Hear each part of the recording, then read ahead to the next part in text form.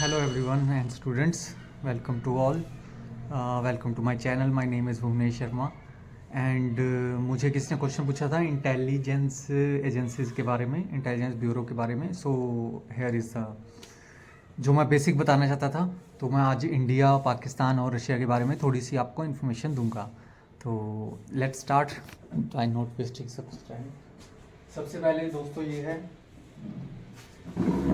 सबसे पहले है ये जो इंटरनल सिक्योरिटी फोर्सेस होते हैं. इंटरनल सिक्योरिटी फोर्सेस जैसे रो हो गया, आईबी हो गया, एनआईए हो गया, एजेंसीज हो गई, एनएसए हो गया. ये सारी एजेंसीज जो हैं ये मतलब ये सारी रो के साथ ही काम करके मतलब वर्क करके आगे इंफॉर्मेशन प्रोवाइड करती है. तो पहले हम आ जाते हैं इंडिया की तरफ. इंडिया में जो रो की एस्टेब्लिशमेंट हुई वो हुई थी 21 सितंबर 1968 को. और इसका जो पूरा मैंने पहले बता दिया था, रिसर्च एंड एनालिसिस विंग. तो ये रिसर्च करते हैं, एनालिसिस करते हैं, उसके बाद ये आईबी तक अपनी इंफॉर्मेशन भेजते हैं, एनएसए तक इंफॉर्मेशन भेजते हैं, इंटेलिजेंस ब्यूरो इनके साथ मिलके काम करता है. तो उसके बाद ये इनमें रो है तो इट इज़ इसको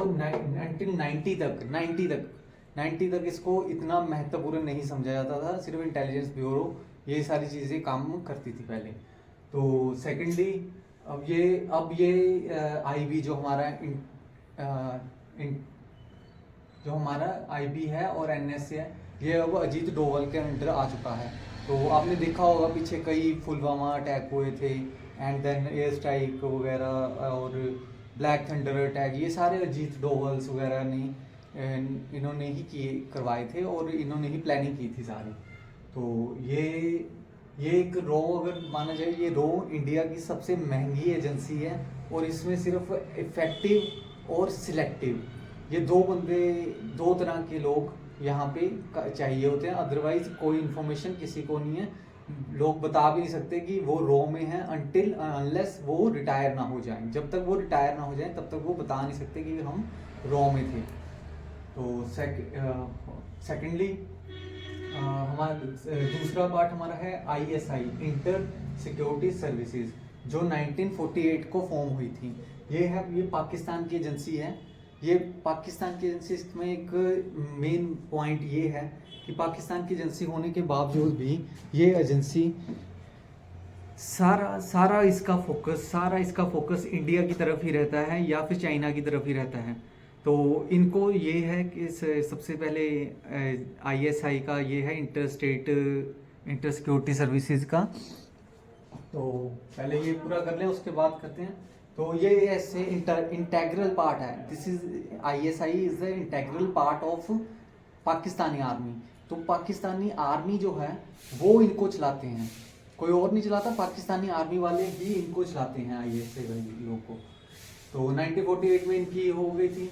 मेन इनका काम होता है कि मिशन से जो पाकिस्तान के अंदर मिशन हो या पाकिस्तान के बाहर मिशन हो, कोई भी इंफॉर्मेशन कलेक्ट करनी हो, कोई भी टेररिज्म का एक्ट करना हो, तो दे डू नो, मतलब वो कर देते हैं. उसमें कोई दो राय नहीं है, तो वो कर देते हैं. And third one is KGF के लिए केजीबी का नाम है रशियन इंटेलिजेंस एजेंसी. आप बोलेंगे केजीबी, तो ये केजीबी एक्चुअली रशियन नेम है जो के, जी और बी से रिप्रेजेंट होता है. तो वो रशियन नेम मैं उसका ट्रांसलेट करके आपको बता रहा हूँ. उसका नाम है रशियन इंटेलिजेंस एजेंसी. ये 1918 तक ये एजेंसी के सोवियत यूनियन के अंडर थी.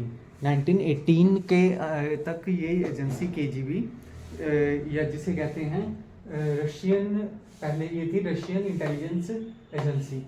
तो ये पहले सोवियत यूनियन के अधीन थी. अब ये 1918 में सोवियत यूनियन जब गई, उसके बाद इसका नाम रिफॉर्म करके चेंज करके केजीबी रख दिया गया. तो अब अगर आप पूछेंगे तो इंडिया की जो इंटेलिजेंस ब्यूरो है वो कौन सा है, सबसे ऊपर वो है रो, रिसर्च एनालिसिस विंग. सेकेंडली है पाकिस्तान का ISI, जिसे कहते हैं inter state security services. Third है रशिया का KGB, जो उनको सारी जो काम ये KGB जो काम ISI और रॉ करते हैं वही काम ये करता है, बट थोड़े डिफरेंट तरीके से। अब इसके बाद इंटरपोल भी है, और भी कंट्रीज हैं जिनकी, चाइना के भी हैं, और भी कई कंट्रीज हैं, MI16 भी हैं। तो ये सारी कंट्रीज हैं जिनके हमने आगे दोबारा से इसके ऊपर लेक्चर दूंगा। अगर इसके लेक्चर के ऊपर अगर आप मुझे कुछ आपको नहीं समझ आया, या आप इसके आगे सुनना चाहते हैं, इसके आगे बढ़ना चाहते हैं, तो मुझे बता दीजिएगा। तो मैं इसके ऊपर और 6 कंट्रीज हैं, मैं उनका भी आपको, जो इंटेलिजेंस ब्यूरो है उनकी स्टडी का भी, उनको इंटेलिजेंस ब्यूरो की वो सारी मैं बता दूंगा कि कैसे कैसे ये काम करते हैं।